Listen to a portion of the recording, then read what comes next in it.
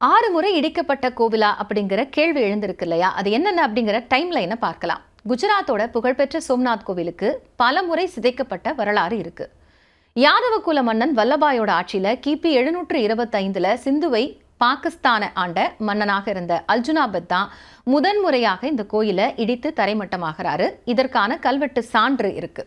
அதன் பிறகு நிகழ்ந்த பெரிய படையெடுப்புனா ஆப்கானிஸ்தானோட மன்னனாக இருந்த முகமது கஜ்னியோட படையெடுப்பு கிபி 1025. 17 முறை அவர் படையெடுத்து வந்து இந்த கோவில் இருக்கக்கூடிய செல்வங்களை எல்லாம் கொள்ளையடிச்சிட்டு போனார் அப்படிங்கிறது வரலாற்று தகவல். அதன் பிறகு கிபி 1299ல டெல்லி ஆட்சி செய்த அலாவுதீன் கில்ஜி தலைமையில கோயில் சிதைக்கப்படுது. பின்னாடி புனரமைக்கப்பட்டதுக்கு அப்புறமா 1395ல குஜராத் கவர்னராக இருந்த ஜஃபா கான் கோயிலை அழிக்கிறாரு. அதுக்கப்புறமா 1451, 1546 அப்படின்னு பல முறை இந்த கோயில் இடித்து தகர்க்கப்படுது.